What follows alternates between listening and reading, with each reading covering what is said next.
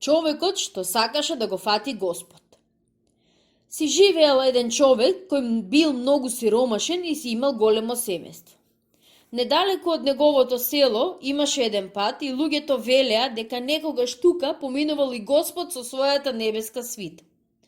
Го слушна тоа и сиромавиот, па реши да го праша Господ зошто го створил толку сиромав. Зеде едно јаже и седна кај патот да го чека Господ. Тој долго седеше тука и сите што поминуваа по патот го прашуваа што прави тука. Сакам да го фатам Господ, им одговараше сиромавиот. Најпосле свати дека неговата намера е изјаловена и веќе сакаше да си оди дома кога одеднаш на патот се појави еден старец, му даде 4 винтеми и му рече со нив да купи нешто. Но му нагласи дека тоа што ќе го купи треба да чини точно 4 винтема, ни помалку, ни повеќе. Сиромавиот задоволен си отиде дома и почна да размислува како најкорисно да ги потроши парите. Тогаш се сети на својот кум, богатиот трговец, кој токму тогаш се готвеше да оди во град по стока. Тој отиде кај кумот и го замоли да му купи нешто точно за 4 винтема. Богатиот кум отиде во градот, но за таа цена не неде ништо. Отиде и на пазарот, но и таму не купи ништо за сиромавиот. Се што ќе побараше чинеше или повеќе или помалку од 4 винтема. Кога веќе сакаше да си тргне со празни раце, одеднаш слушна како едно момче ја нуди својата стока. Кој сака да купи мачка за 4 винтема? Трговецот се израдува и веднаш ја купи мачката. Во тие краишта мачките беа вистинска реткост. Потоа тој отиде во куќата на еден свој пријател, кај кого тој од секогаш навраќаше кога ќе дојдеше на пазар. Тој исто така беше трговец, па го замоли гостинот да ја остави мачката да преноги кај него една ноќ, бидејќи дукенот му се беше преполн со глувци, од кои никако не можеше да се ослободи.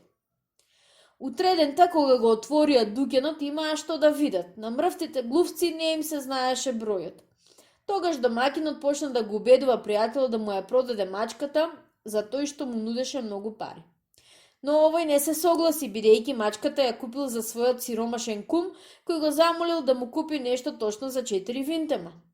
Но домакинот беше толку упорен и му нудеше толку многу пари, што најпосле трговецот попушти и му ја продаде мачката.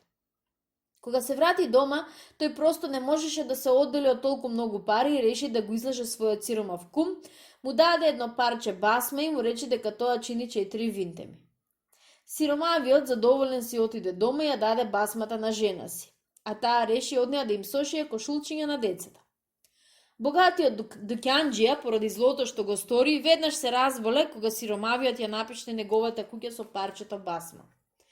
Кога виде мажот дека е пред умирање, жената го посоветува да викне еден поп и да му се исповеда. Болниот, исповедувајќи се, го призна својот греф, а попот му рече веднаш да му ги даде сите пари на сиромавиот. Дукјанџијата го повика сиромавиот и што му влезе во куќата, домакинот веќе подобро се чувствуваше. Но на лакомиот богаташ се му беше жал за парите, па реши повторно да го излаже сиромавиот. Му даде уште едно парче ефтина ткаинина, а парите воопшто не ги спомна. Сиромавиот уште повеќе се израдува и веднаш си отиде дома. А на богаташот толку многу му се слоши, како смртта да му беше пред врата. Повторно го викна сиромавиот и повторно му даде парче ткаинина. Но овој пат му беше толку многу лошо, поплашејќи се од смртта, најпосле реши се да си признае. Тогаш тој му рече на сиромашниот пријател дека сите бурења што ги гледа во ќошот и сите пари што се наоѓаат во нив сега се негови. Сиромавиот одвај стоеше на нозе кога го виде толкавото богатство и како луд отрча дома за да си го израдува семејството. А тие просто не можеа да поверуваат во тоа чудо. Во куќата на сиромавиот се славаше 8 дни и од тогаш тој постојано беше опкружен со многу пријатели. Меѓу нив беше и богатиот кум. Тој за секогаш се излекува од необичната болест што му ги врати парите на сиромавиот.